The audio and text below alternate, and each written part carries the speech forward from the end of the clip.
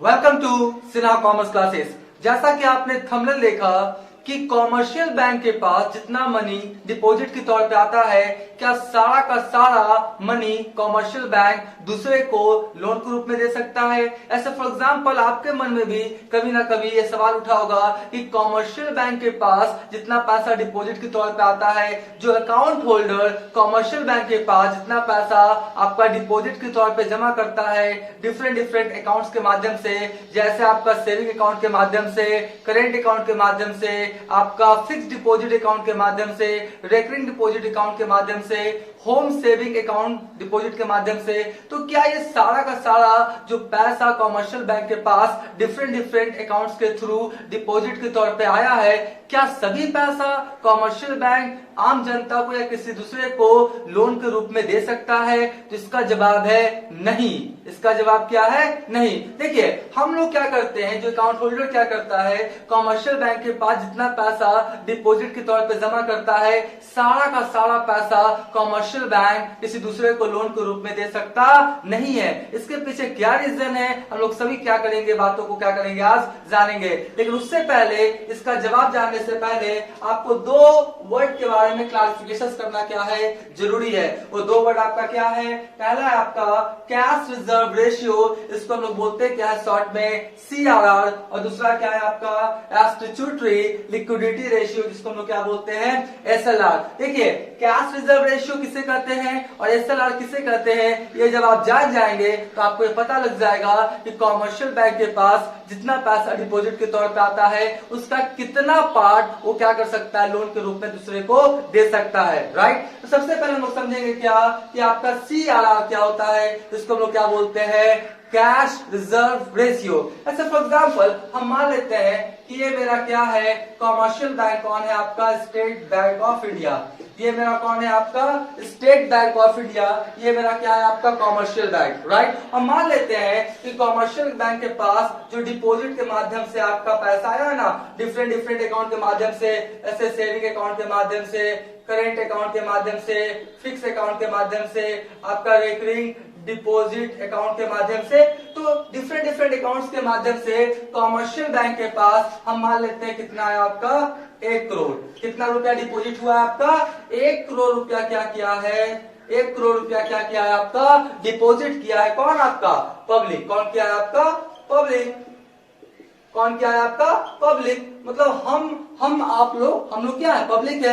हम लोग क्या किए, स्टेट बैंक ऑफ इंडिया के पास डिफरेंट अकाउंट्स के माध्यम से 1 करोड़ रुपया क्या किया, डिपॉजिट किए। तो क्या ये पूरा का पूरा जो 1 करोड़ रुपया डिपॉजिट किया गया है आपका किसके द्वारा, पब्लिक के द्वारा स्टेट बैंक ऑफ इंडिया में यानी कॉमर्शियल बैंक में, तो क्या ये पूरा का पूरा 1 करोड़ रुपया जो आपका बैंक है, कॉमर्शियल बैंक है, ये लोन के रूप में देगा, लोन के रूप में देगा?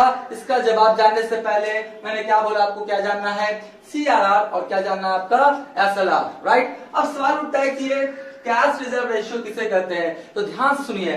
कॉमर्शियल बैंक के पास ये कौन सा मेरा बैंक है, कॉमर्शियल बैंक। कौन सा बैंक है मेरा, कॉमर्शियल बैंक है ना। ये कौन सा बैंक है मेरा, कॉमर्शियल बैंक। तो कॉमर्शियल बैंक के पास जितना पैसा डिपॉजिट के तौर पे आता है, उसका जिस रेशियो से कॉमर्शियल बैंक क्या करेगा, आपका सेंट्रल बैंक। और हमारे यहाँ का सेंट्रल बैंक कौन है, आपका रिजर्व बैंक ऑफ इंडिया। कौन है आपका, रिजर्व बैंक ऑफ इंडिया। यानी हम लोग बोलते हैं क्या है उसको, RBI। क्या बोलते हैं हम लोग उसको, RBI। राइट। तो कॉमर्शियल बैंक के पास कितना पैसा है आपका, 1 करोड़।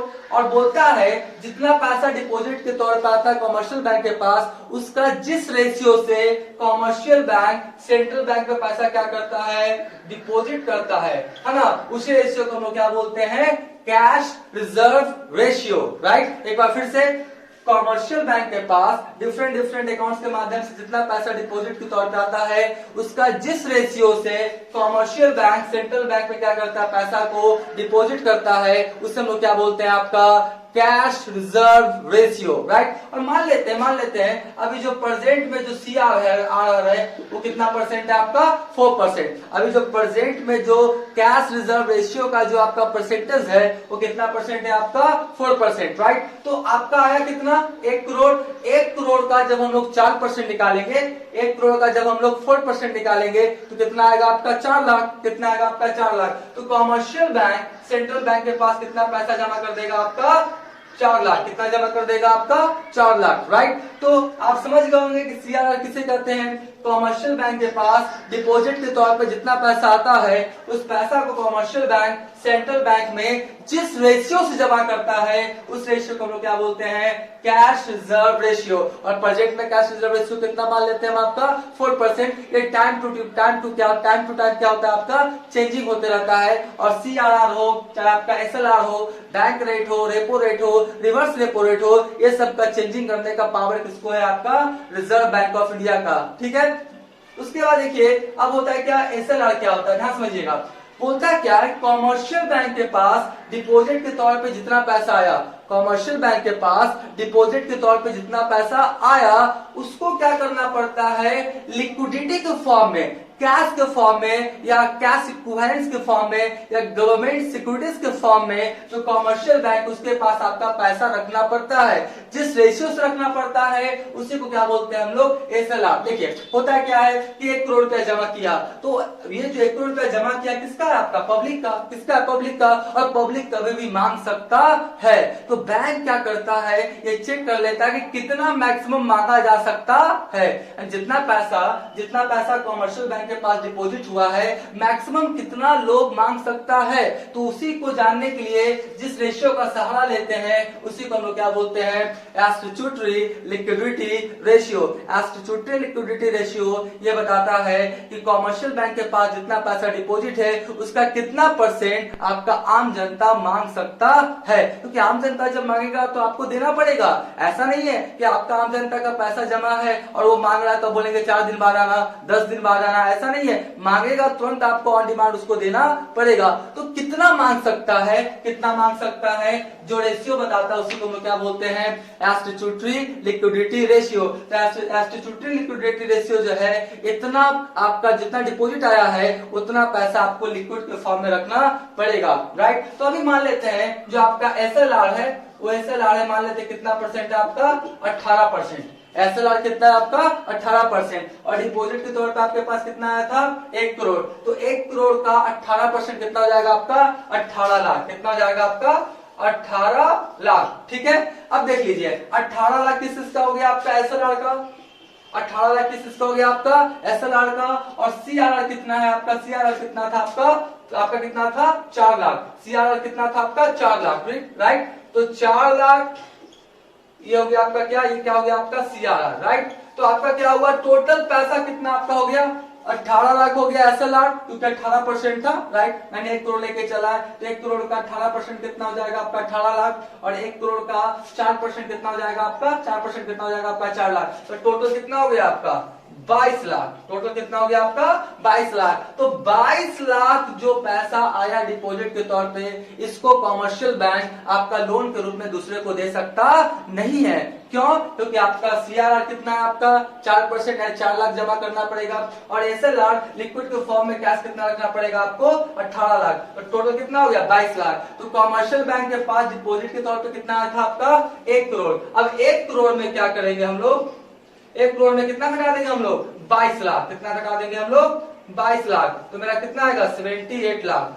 कितना आएगा मेरा 78 लाख, है ना। कितना आएगा मेरा 78 लाख या बोल सकते हैं कि हम लोग 78 लाख। 78 लाख जो कॉमर्शियल बैंक के पास रहा इसी को क्या कर सकता है लोन के रूप में क्या कर सकता है दे सकता है। तो आपका सवाल का जवाब मिल गया होगा कि कॉमर्शियल बैंक के पास जितना पैसा डिफरेंट अकाउंट्स के थ्रू डिपॉजिट होता है वो सारा का सारा पैसा कॉमर्शियल बैंक लोन के रूप में नहीं दे सकता है। वो जितना पैसा डिपॉजिट हुआ है उसका सीआरआर और एसएलआर का अमाउंट निकालने के बाद जो अमाउंट बचेगा उसी को कॉमर्शियल बैंक दूसरे को लोन के रूप में दे सकता है। तो अगर मेरा ये वीडियो आपको अच्छा लगा तो वीडियो को लाइक कर देंगे, लाइक कर देंगे, चैनल को सब्सक्राइब कर देंगे, बेल आइकन हिट करके क्या करेंगे, ऑल कर देंगे। इससे क्या होगा, कोई भी वीडियोस मैं अपलोड करूंगा उसका सबसे पहले आपको नोटिफिकेशन चला जाएगा। आने वाले क्लास में मैं आपको और बता दूंगा कि रेपो रेट क्या होता है, रिवर्स रेपो रेट क्या होता है, बैंक रेट क्या होता है, जो आपका इन्फ्लेशन है उसको जो सेंट्रल बैंक है कैसे कंट्रोल करता है। यही सब है ना आपका CRR, bank rate, repo rate, reverse repo rate, SLR, इसको बढ़ा के घटा के इन्फ्लेशन को कंट्रोल किया जा सकता है। इसका मैं पूरा क्या करूंगा, आने वाले क्लासेस में, आने वाले वीडियोस में पूरा मैं कॉन्सेप्ट दूंगा। तो आज का क्लास हम लोग यही क्या करते हैं, समाप्त करते हैं। Thank you.